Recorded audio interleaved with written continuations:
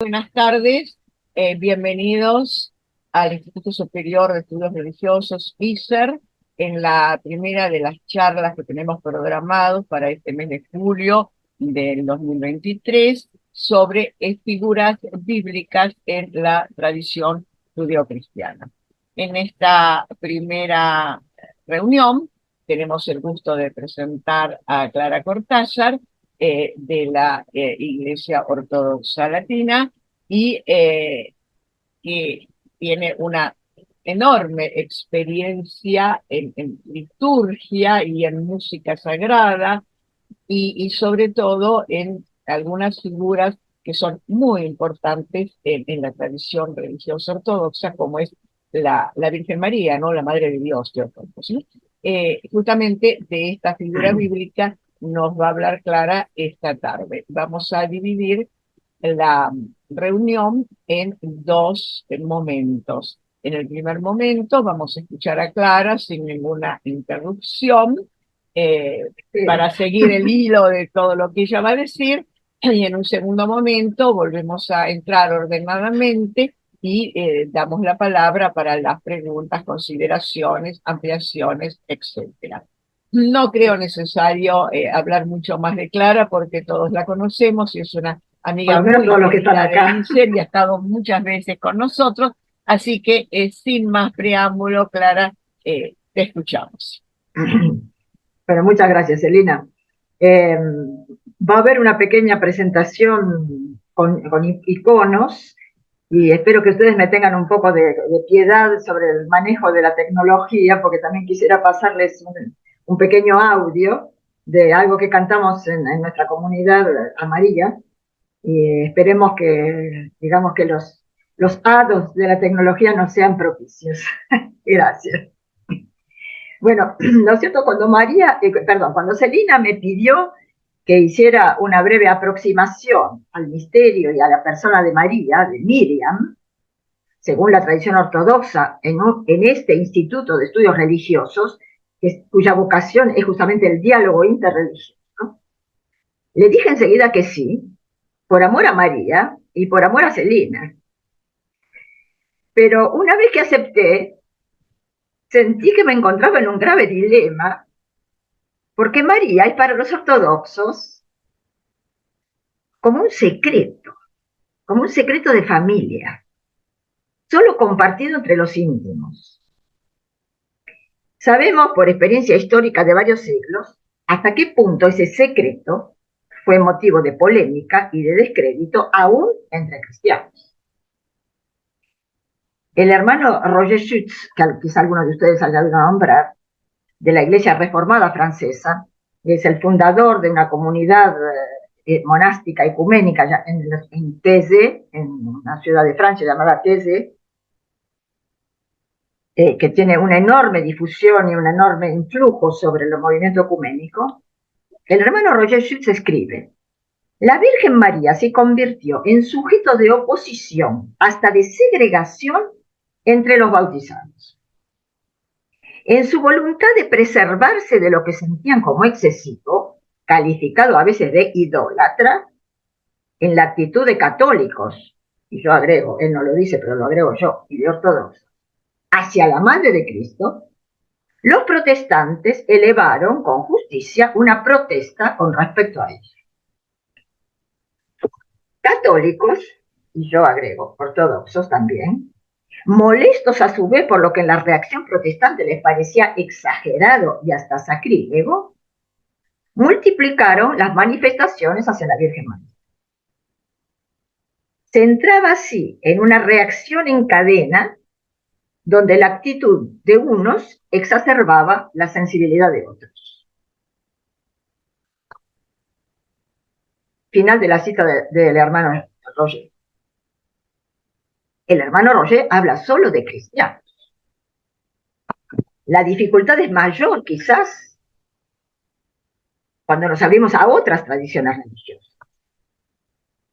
Pero no puedo ni quiero entrar en sutilezas teológicas ni en tics históricos, sino mostrar solo muy sucintamente, de manera simple y desacomplejada, la experiencia cotidiana de un cristiano ortodoxo. con María, en compañía de ella. Y sé que ustedes comprenderán y respetarán esta experiencia. María, la madre de Jesús, es, a ver si se ve, ¿lo llegan a ver?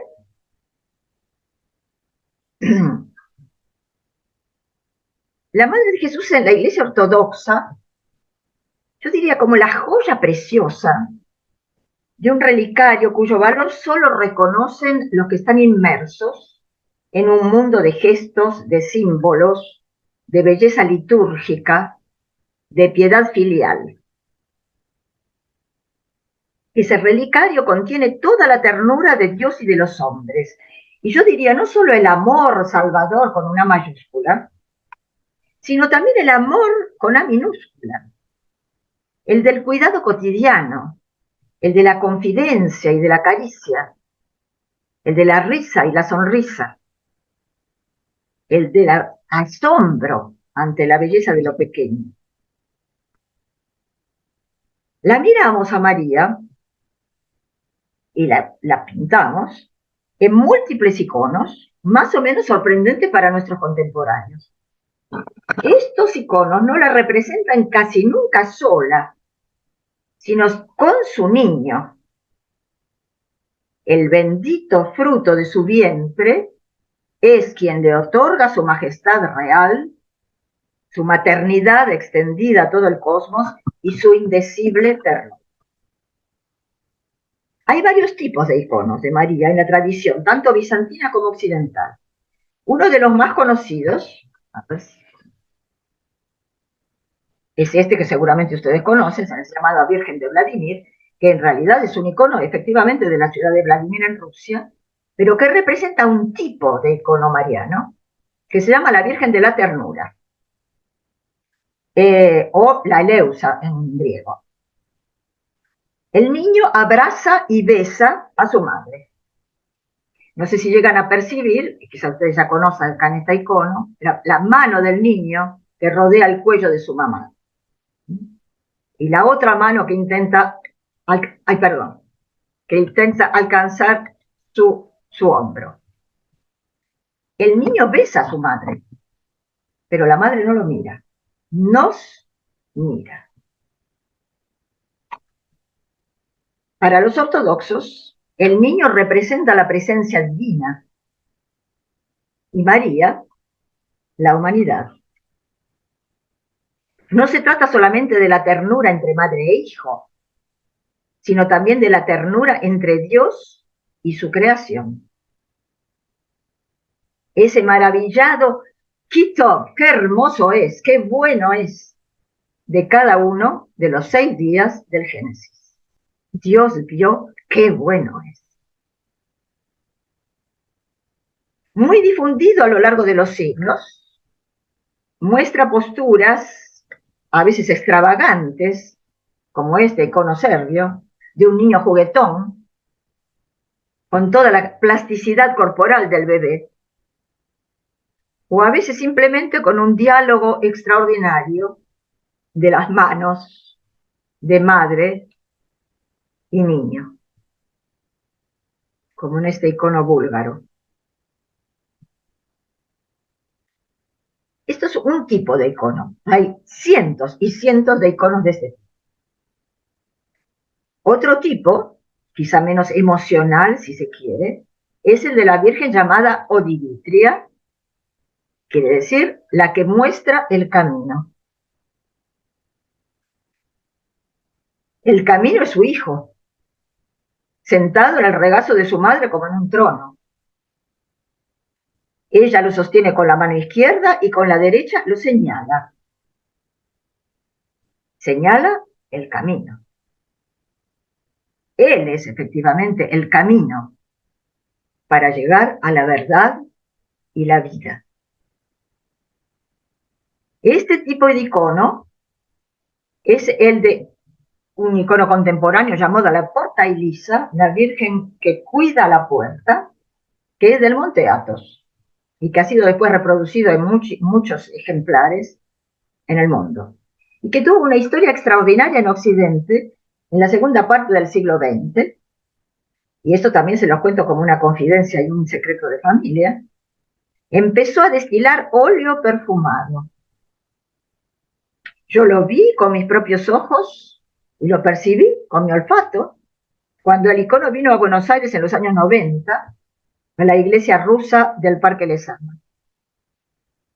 Les aseguro que era un dulce arroyo de óleo muy fluido que brotaba de varios pequeños manantiales situados en distintas partes del icono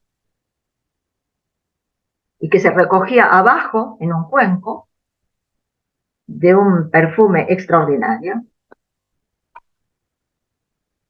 No voy a abundar en la historia trágica de la continuación de este icono, pero es para decirles hasta qué punto esta imagen de la Virgen que muestra el camino tiene una actualidad fuerte aún en nuestro occidente del siglo XX. Acá tenemos otro icono de la Odigitria, del Museo Canelópulos de Atenas. Es un museo particular, de matrimonio de griegos coleccionistas, armaron una colección maravillosa y que ahora está abierta. No puedo dejar de nombrar algunos otros de los iconos marianos, de los tipos. El de la Virgen del Signo, por ejemplo. El signo es el signo del Emanuel. El Emanuel anunciado por Isaías. Una virgen concebirá, dará a luz un hijo y tendrá por nombre Emanuel.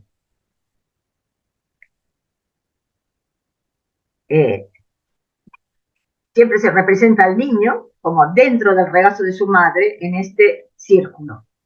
Y este icono sigue teniendo una vigencia enorme hasta hoy. Este icono es del siglo XVI, pero este que les muestro es del siglo XX, de Leonid Uspensky, pintado en París en la segunda parte del siglo XX. Otro de los iconos es el que se llama en Occidente de la Virgen del Perpetuo Socorro, que es el único icono bizantino realmente muy popular, digamos, en Occidente, a través de Creta, y que en Oriente se lo llama la Virgen de la Pasión, porque efectivamente el niño mira, asustado, los signos anunciadores de su pasión que le presentan los ángeles. El icono que tuvo, o el tipo de icono que tuvo más éxito en Occidente, evidentemente, es el de lo que podemos llamar la Virgen en majestad.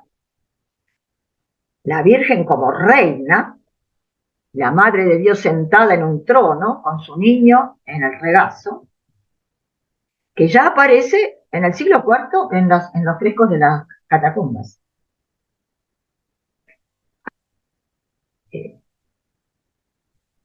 Esto es de las catacumbas. El que les voy a mostrar ahora está en otro extremo, es en el monte Sinaí, en el monasterio de Santa Catalina.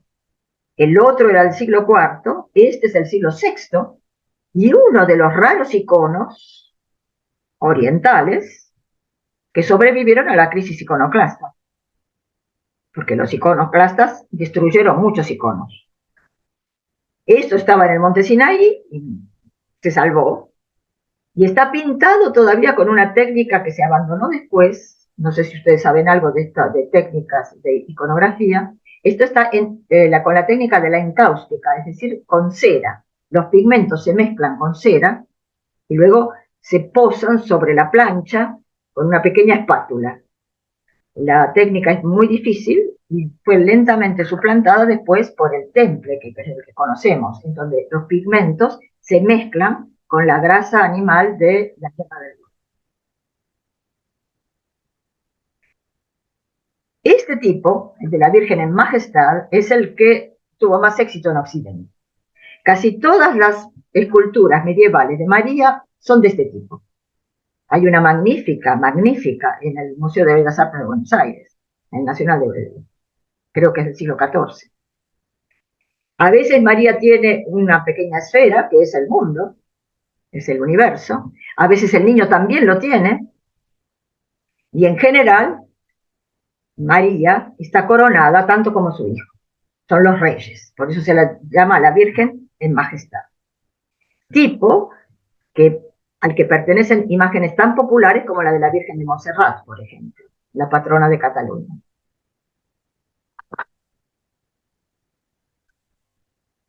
Este tesoro secreto de la Iglesia no solo merece representaciones visuales, sino también literarias y musicales. Le cantamos muchos elogios en himnos hermosísimos. La admiramos, la veneramos, yo diría popularmente, la piropeamos. Himnos tanto orientales como occidentales, y a veces larguísimos, como el himno acatista, que es una joya de la literatura bizantina, probablemente del siglo VIII, y del cual vamos a ver aquí la primera estrofa.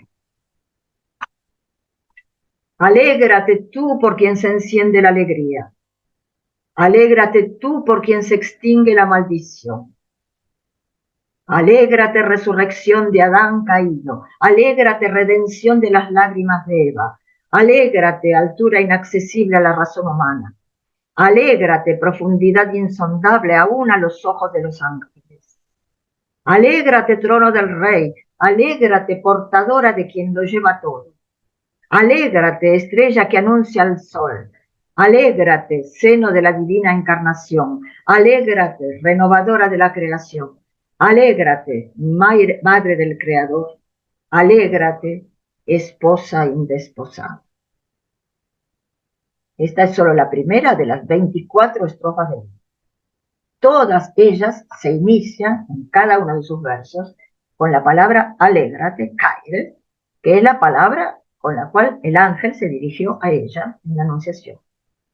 No le dijo ave, no le dijo salve, son traducciones latinas, le dijo caire, que es el saludo griego que quiere decir alegra. Más universal que este himno bizantino, hay una pequeña estrofa que se canta tanto en griego como en latín, tanto en copto como en armenio o en siríaco, y que constituye el himno mariano más antiguo que se conoce. He encontrado, no sé si lo llegan a ver, en un papiro del siglo III en Egipto. En realidad el himno era ya conocido porque las iglesias, prácticamente todas las iglesias cristianas lo habían cantado sin cesar, pero no se había podido verificar su antigüedad. Gracias a este papiro sabemos que es quizá el canto mariano más antiguo que se conoce. Bajo tu protección nos refugiamos, Santa Madre de Dios. No desprecies nuestras plegarias, pero líbranos de todo peligro, oh única, casta y bendita. Subtuum presidium son las primeras palabras en latín.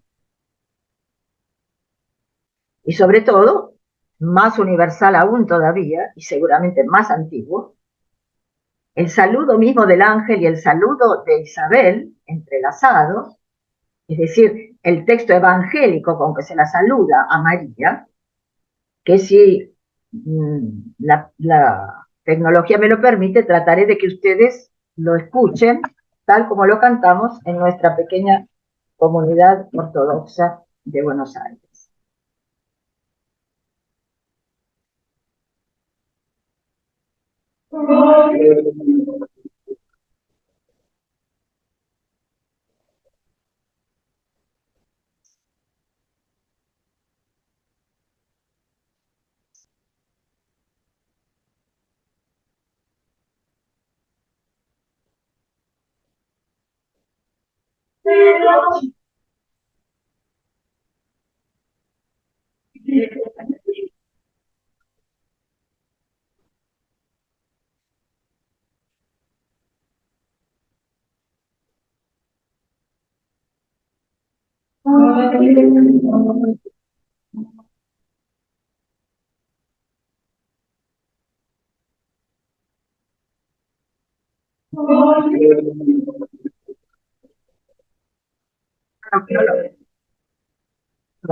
No lo pude parar a tiempo.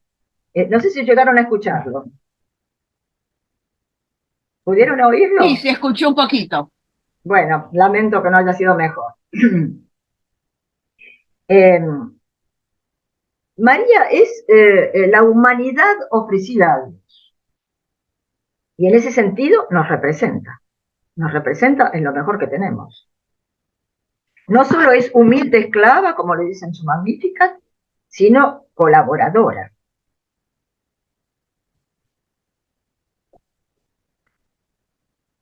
Ella es la mujer vestida de sol del Apocalipsis. Mujer, Eva, Israel, Iglesia, María, en una síntesis simbólica magistral, pero sin olvidar los arquetipos, podemos mirar por un instante a Miriam, a María, en toda su densidad histórica. En primer lugar, María es hija de Israel, heredera de este largo linaje de mujeres ilustres de la Biblia. María solo fue posible en el pueblo que Dios se eligió. Pueblo real y sacerdotal, como dicen, de un extremo al otro de la Biblia, el Éxodo, San Pedro o el Apocalipsis de San Juan.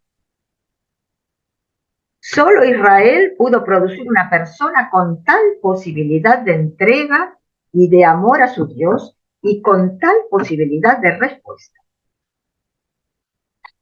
Porque desde hacía siglos Israel escuchaba. Shema Israel, escucha Israel.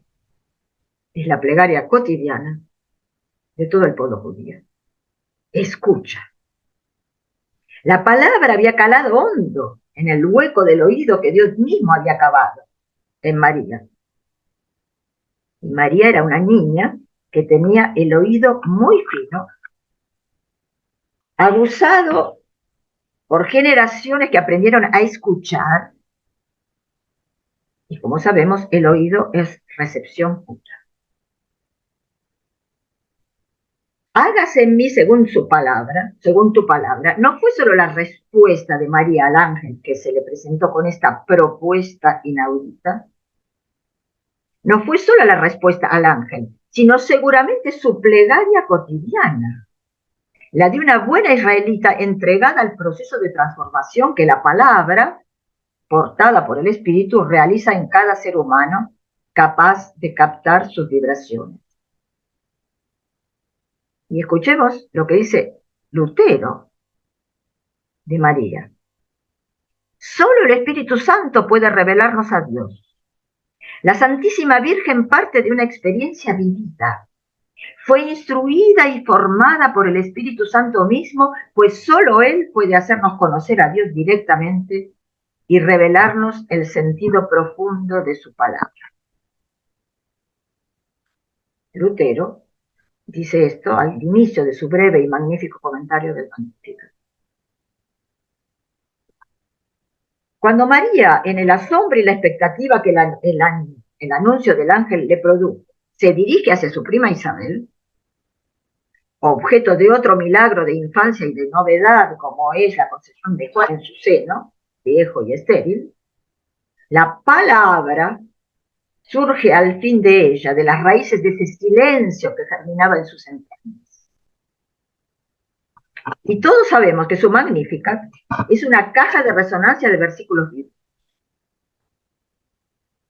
Eso quiere decir que María, una niña de 15 años, conocía tan bien la Biblia que las palabras bíblicas brotaban naturalmente de sus labios cuando quería alabar al Señor. Una buena enseñanza para nosotros que siempre queremos expresar nuestra plegaria en nuestro propio lenguaje. Decir lo que sentimos en ese momento con nuestras propias palabras. No está mal, pero mejor aún es que la Biblia se haya convertido en nuestro, que la hayamos asimilado hasta el punto de hacerla nuestra. Todos reconocen el eco muy cercano del cántico de Ana, la madre de Samuel, que como Isabel había sido estéril y milagrosamente convertida en madre. Mi corazón se alegra en el Señor mi cuerno se ensalza. Los arqueros poderosos son derrotados y los débiles se ciñen de fuerza. Los saciados se contratan por pan y los hambrientos son colmados, etc. La misma exultación, el mismo anuncio de la salvación, la misma constatación de que la fuerza de Dios es inversamente proporcional a la de los poderosos de este mundo. Hay un misterioso trastrocamiento en el designio divino. La acción de Dios está descrita como a través de ese estribillo que aparece a lo largo del Evangelio varias veces, 4 veces creo. El que se exalta será humillado y el que se humilla será ensalzado.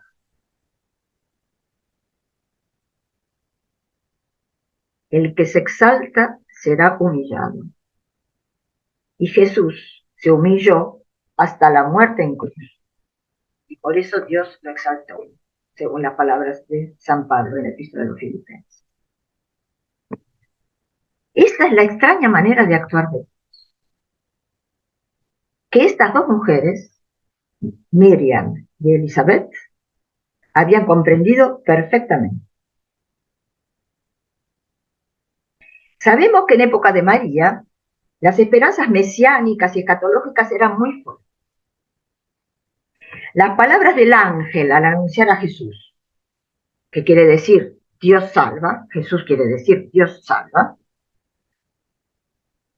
al anunciar a ese hijo que vendría, esas palabras fueron totalmente comprensibles para la niña María.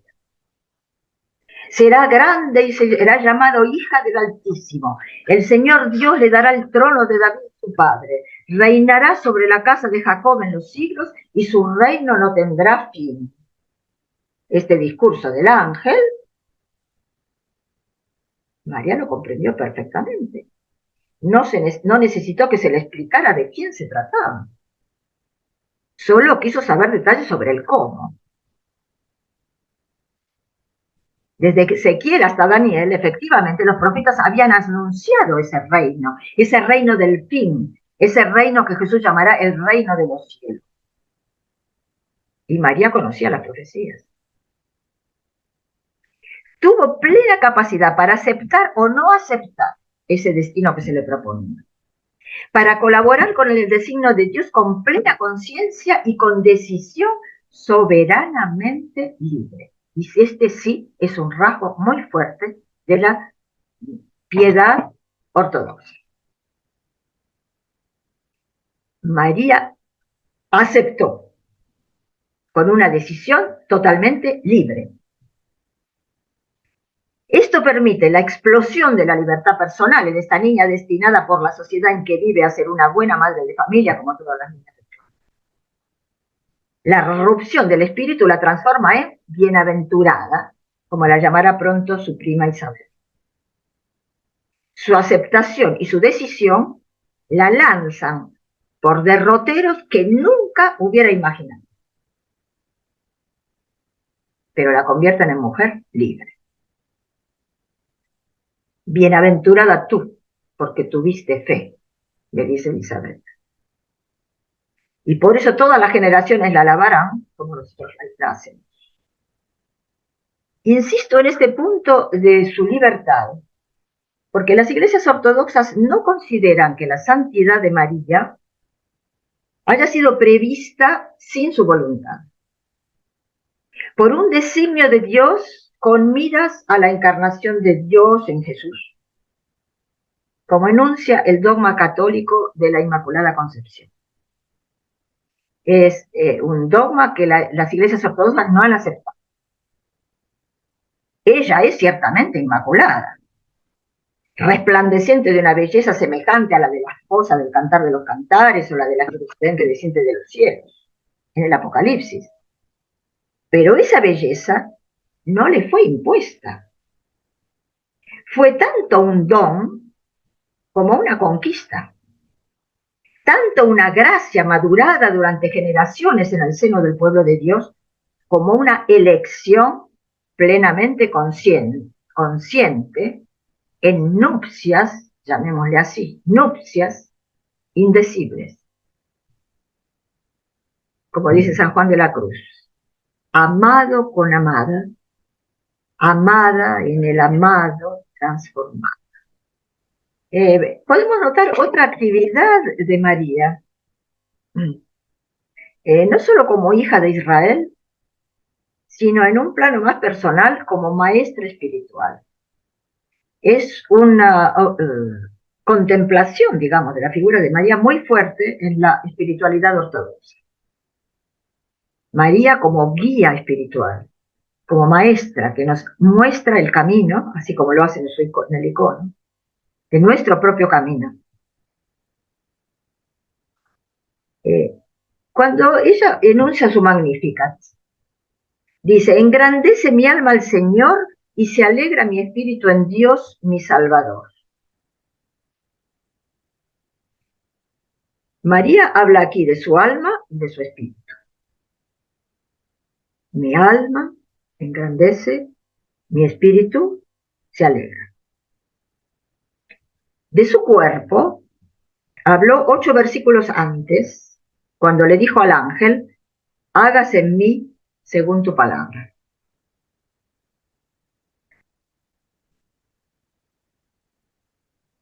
Allí estaba ella, en esta escena de la anunciación, entregando sus entrañas al Espíritu para que sembrara en ella el verbo divino.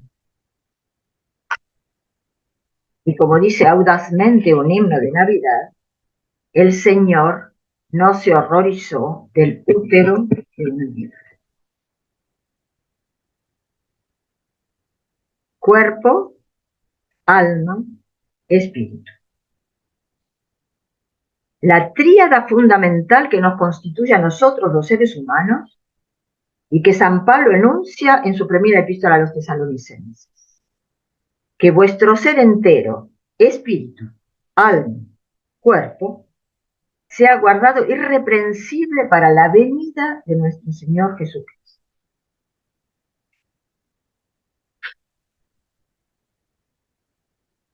Cuerpo de María, que es como un arca de la alianza. En el Magnificat empieza así diciendo: engrandece mi alma al Señor. Y eso es sorprendente. Ya lo hemos hecho notar otras veces. ¿Cómo se puede engrandecer al que es infinitamente grande? ¿Cómo el alma de María y la mía pueden engrandecer al Señor?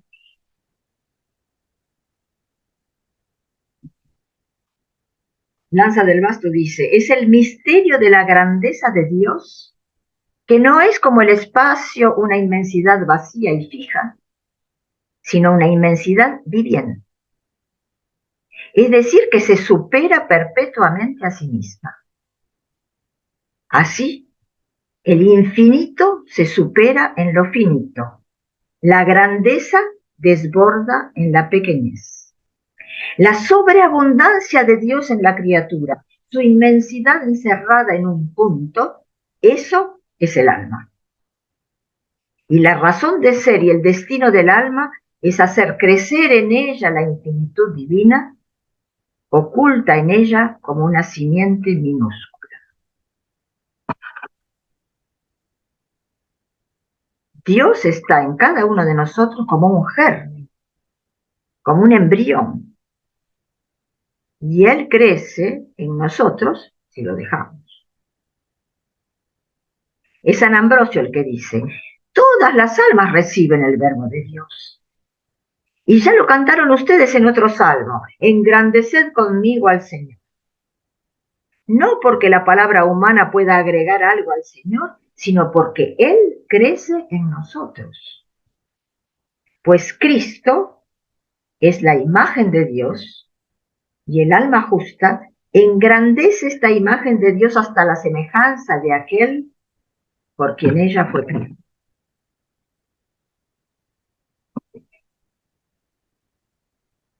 ante esta realidad de Dios que crece en nosotros, el espíritu se alegra. He aquí el ser humano integral. Cuerpo recibe, alma engrandece, espíritu exulta. El espíritu es el punto de encuentro de cada uno de nosotros con el Señor. Lo que los padres de la iglesia y los padres del desierto llamaban la fina punta del alma.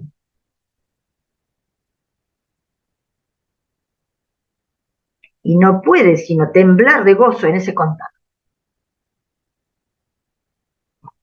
Y San Ambrosio continúa, que en todos resida el alma de María para engrandecer al Señor. Que en todos resida el espíritu de María para exultar en Dios.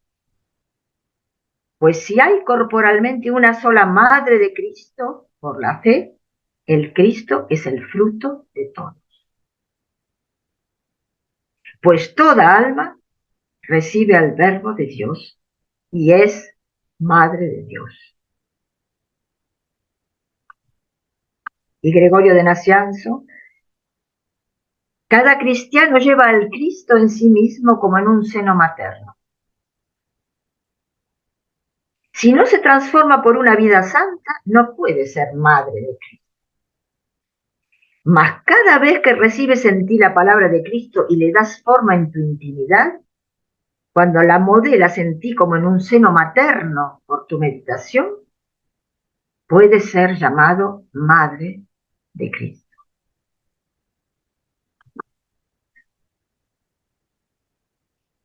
Los ortodoxos contemplamos y veneramos a María más como madre de Dios, según la declaración del Concilio de Éfeso, del 431, más como madre de Dios que como virgen. Los que conocen nuestra liturgia recuerdan que en la cima de los nombres de todos los santos, en la cima, y por encima de todo, está María.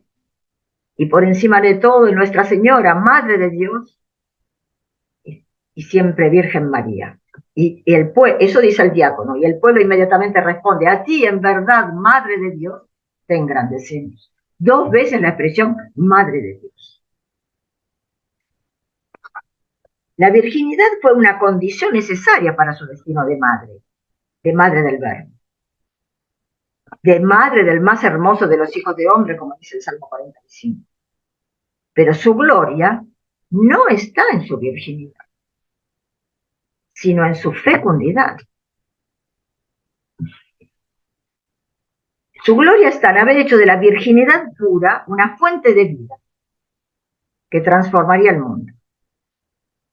Y en lograr esa extraña y maravillosa antinomia, virgen, que es fecunda, madre, que es intacta. Es una expresión de la Iglesia de las Galas. Virgen fecunda y madre intacta.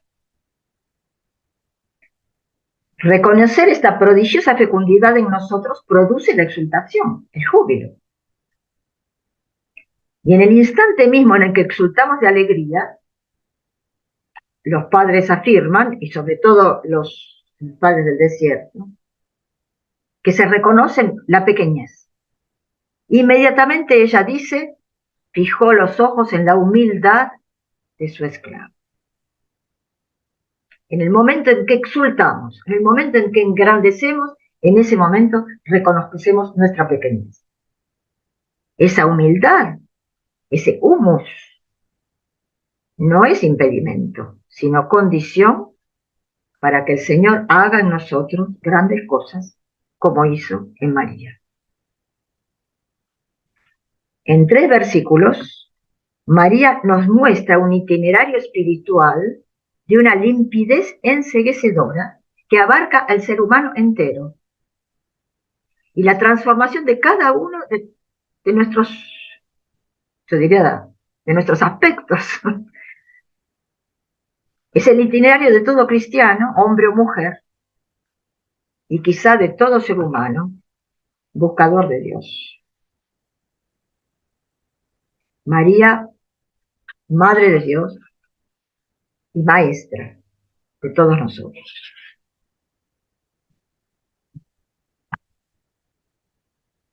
Gracias a todos por haber escuchado. Graciela, pudiste entrar. Muchas gracias, hermosa la presentación, la música, las Bueno, la música imágenes, espero que hayan oído. por supuesto, las referencias doctrinarias, históricas, brillantes. Muchísimas gracias. Un No, por muy buen favor, Selena. comienzo para este ciclo.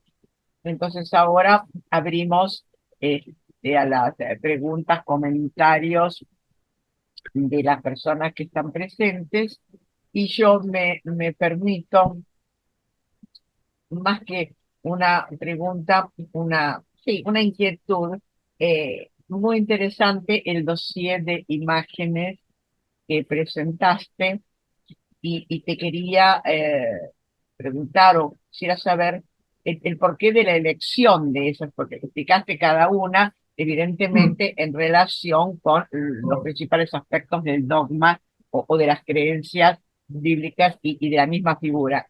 Pero, claro, hay muchas imágenes, ¿no es cierto? Entonces, claro, la idea es, mi pregunta es,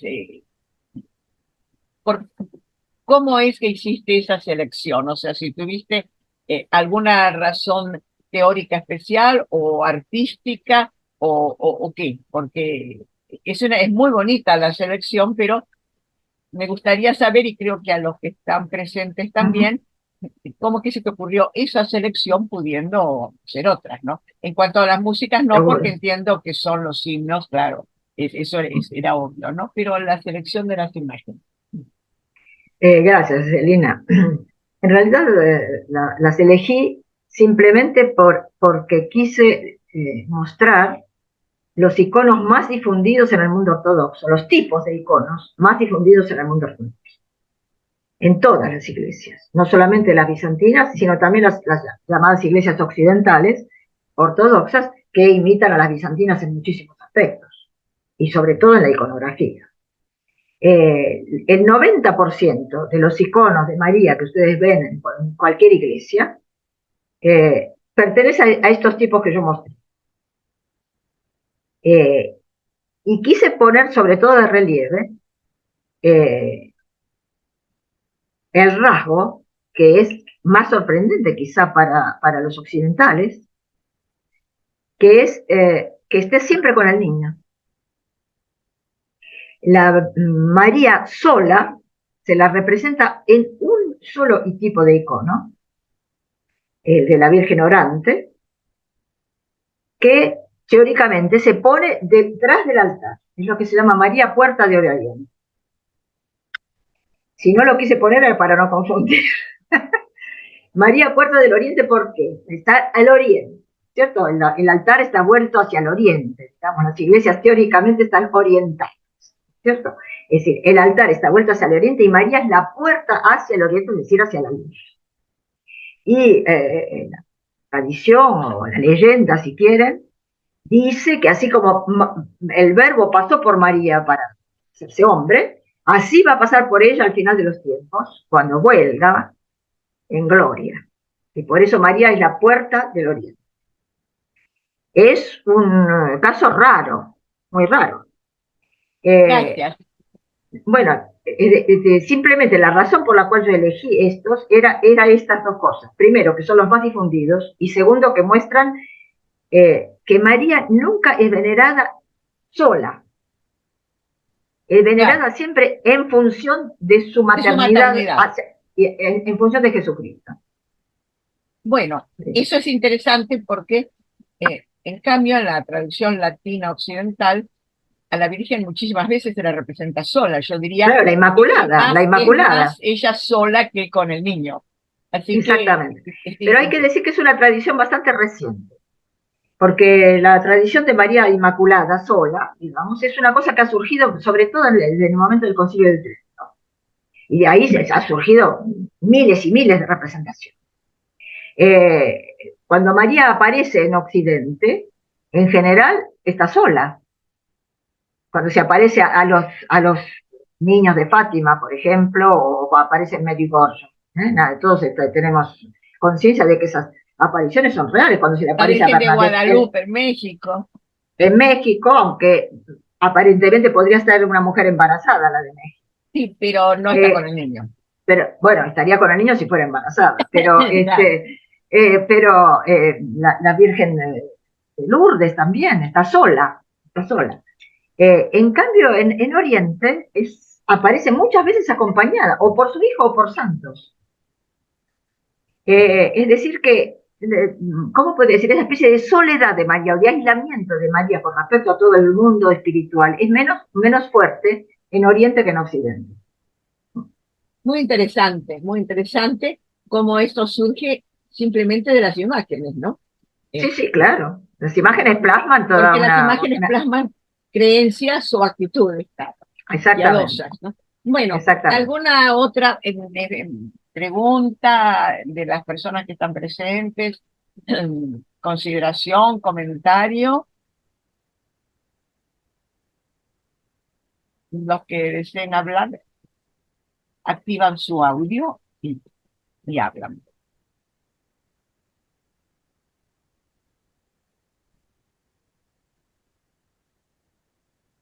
No, no hay Me ninguna, parece que no. pareciera que todos ya O están, Graciela quiere están. decir algo. A ver, Graciela quiere decir adelante, por algo. favor. Sí, estaba esperando que pasara acá una moto que hacía mucho ruido. Bueno, algo que, o sea, me llamó así un poco la atención, el tema de que, digamos, dentro de la Iglesia Ortodoxa, todavía, o bueno, no se, digamos, no se acepta la Inmaculada Concepción de María, o yo lo entendí mal, no sé. No entendiste mal. Lo que no se acepta es, ¿cómo podría decir? Que María es inmaculada, estamos todos de acuerdo. Se lo dijo desde el comienzo, ¿cierto? Lo que no se acepta es mucho la formulación teológica en el dogma, en que se dice que ella fue preservada del pecado original con miras a que iba a ser madre de Dios. No. Es decir, de alguna manera, si los ortodoxos no aceptamos esa formulación, es porque de alguna manera sentimos que le saca libertad a María. María estaba como determinada por el designio divino. Por eso puse tan de relieve ese aspecto de libertad de ella frente a la propuesta que se le hace. Y esa manera de contemplar la aceptación de María es muy ortodoxa, muy fuerte y una enseñanza para nosotros, porque Dios no se impone nunca. Nunca. Dios No, se no. propone y nosotros debemos responder o no. Bueno, María respondió, pero esa respuesta fue soberanamente libre. No, Quiere correcto. decir que María, y quizás hay que insistir en esto, para los ortodoxos es totalmente de nuestra raza, es totalmente humana como cualquiera de nosotros. Sí, sí, Ello de sí. que haya sido preservada de algo antes de que naciera no entra en nuestra cabeza. Ella es la que nos representa, pero nos representa en la plenitud de lo que podemos ser.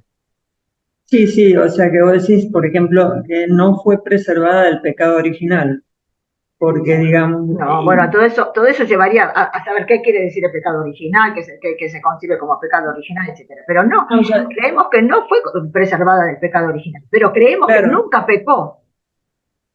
claro, bueno, digamos, yo en el tema, por ejemplo, de la Inmaculada Concepción, siendo que ella fue hija de dos santos, porque la realidad, ¿no? O sea, hija única, y aparte, cómo fue el tema, ¿no? De la preparación de los esposos para esa concepción, el tema de que ella fue dada, ¿cómo se llama?, al templo, ¿no es cierto?, teniendo 2 años, o sea, y ahí pasó vamos a decir, sufrió bastante María, ¿no? O sea, porque tenían muchos celos del resto de las chiquillas.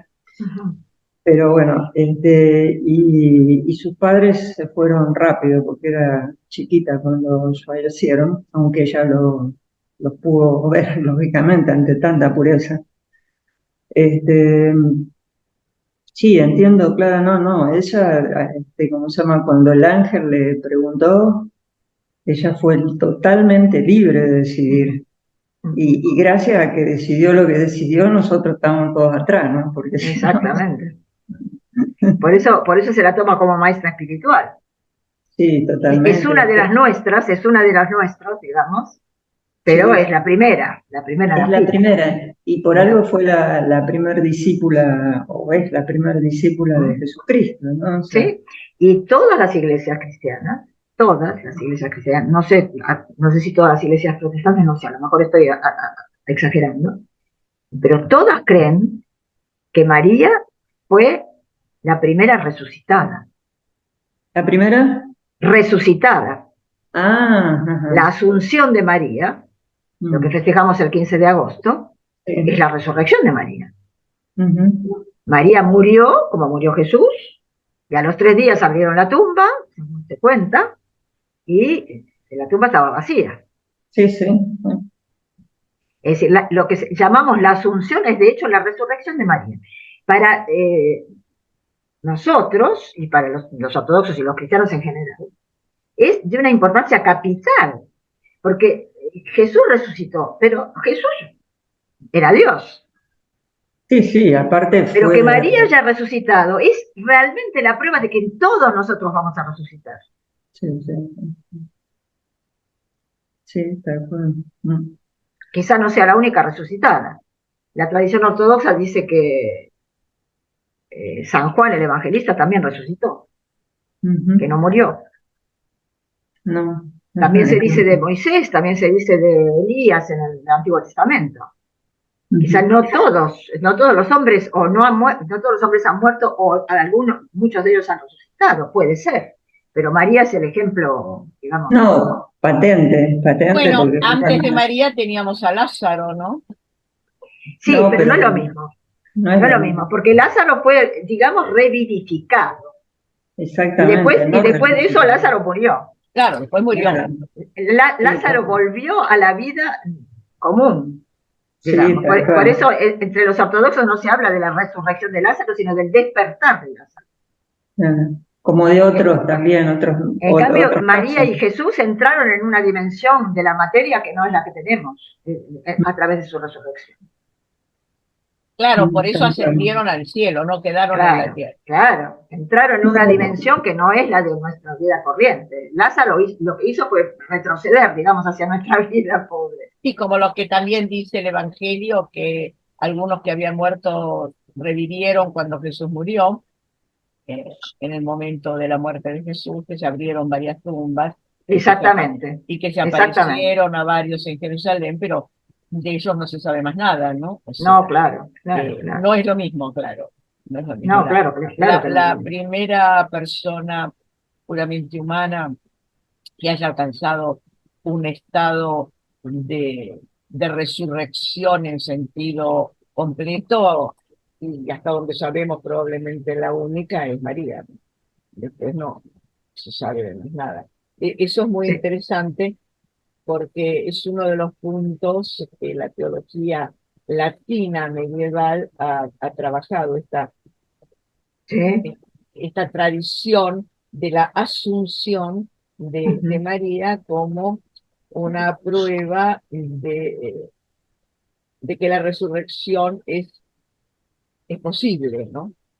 Y Es sí, decir, que que la esa resurrección es posible para alumbrado nosotros. es posible para nosotros. Exactamente. Ha trabajado bastante la teología mariana del siglo XIV, por Ujú, ejemplo, ¿no? ujú. Eh, que también es de la misma época en que los franciscanos, sobre todo los escotistas, Claro. insistían en el dogma de la Inmaculada, ¿no? Que también es una manera de decir, digamos, de que el pecado no es algo ineluctable en la humanidad, Ujú. porque hubo un ser humano que no cometió ningún pecado, ni siquiera el pecado original. De modo que esta idea de que el pecado es algo absolutamente connatural con el ser humano, es una tesis dura, digamos, siempre fue cuestionada entre los latinos y Escoto fue uno de los más críticos de esto, ¿no? Él decía que aunque Adán no hubiera pecado, Cristo igual se hubiera Eso sí, encarnado. eso sí, eso los ortodoxos también lo decimos, ¿eh? Claro, pero Pero en eso esa tiene que ver época, no tanto con la situación de pecado o no de la raza humana, sino del amor de Dios, ¿cierto? por el amor de Dios, sí, sí, sí. Claro, Era la idea de Foto, ¿no? Que sí, sí. aunque Adán no hubiese pecado, Cristo igual, por la plenitud que Dios nos quería ofrecer, se hubiera encarnado, ¿no? Sí, sí. De alguna Eso manera lo decimos en el credo, sí, Sí, cuando decimos que por nosotros los hombres y por nuestra salvación, primero por nosotros los hombres, aunque no necesitara salvarnos, hubiera venido. claro, con la plenitud, sí. Es muy interesante el papel que en eso juega María. Claro. También, acá quería comentar una cosa interesante. Eh, el teólogo y filósofo Guillermo de Ockham dice en una de sus obras, él sostiene, por supuesto, en contra del Papa, que la plenitud de la existencia de la Iglesia puede darse incluso en una sola persona y no necesariamente tiene que ser el Papa. Y pone el caso de María durante el trílogo. ¿Por qué? Porque los apóstoles de Pedro lo habían negado, todos habían huido, en fin, todo parecía haber fracasado y según la tradición, María siguió creyendo.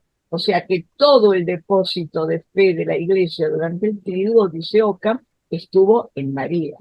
Y esa es claro, la bueno, razón por la cual él le da un lugar especialísimo, no tanto por la Inmaculada Concepción, como sería el caso de Espoto, sino porque fue la persona que impidió la ruptura, digamos, de la iglesia, ¿no? Porque Cristo había muerto y los demás no parecían estar muy creyentes ni conservar ningún depósito de fe y se conservó en eso. Y eso es lo que permite decir que ha sido ininterrumpido el depósito de fe, ¿no? Esa es una idea de Ockham muy interesante, muy poco conocida, porque como después otro terminó mal con la jerarquía con el Papa, no le Y bueno, me llevaron, durante el imagino. siglo no le llevaron mucho el apunte, pero ahora se ha reverdecido un poco esta imagen de Ockham y las ideas que él tenía, y esto de María resulta ser una idea muy interesante, que ahora se le reconoce como una idea muy, muy original y muy válida, ¿no? Así que bueno, quería comentar. Y eso toca, perdón, le hago un comentario y después te doy la palabra, Graciela. Es que es muy interesante también notar la importancia de María, que no tiene absolutamente nada que ver con la jerarquía, ni tuvo nunca nada que ver con la jerarquía. Es decir, es importantísimo su presencia porque muestra un aspecto de la iglesia que no tiene nada que ver con la organización institucional. Sí, no, no, lo que quería decir es que hubo autores mucho más recientes, ¿no es cierto? Como Corinne Helling, ¿no? Que es una gran estudiosa de la Biblia, y justamente ahí relata María, ¿no es cierto?, como primera discípula de Jesús Cristo. Claro, ella asume, ¿no es cierto?, la conducción de la iglesia cuando, lógicamente, Jesucristo pasa a otro reino. La asume hasta 5 años más o menos, que es cuando después ella hace la asunción, ¿no? Este, ahora, el tema de, sí, la negación de Pedro y bueno, solo hubo un discípulo, que era el discípulo amado, que fue ese sí, estuvo junto con María, ¿no es cierto?, al pie de la cruz. Ahí no se escapó, y fue justamente lo que decías vos, Clara, que ese discípulo que no murió, ¿no? Decía, exactamente, por eso que exactamente. Y bueno, pasando a otro giro, ¿no? El tema de los íconos. A mí me gusta muchísimo un ícono en la cual, como se llama María, está sola, ¿no es cierto?, inclinada hacia Jesucristo, del lado justo de la derecha, como estuvo en la cruz, ¿no?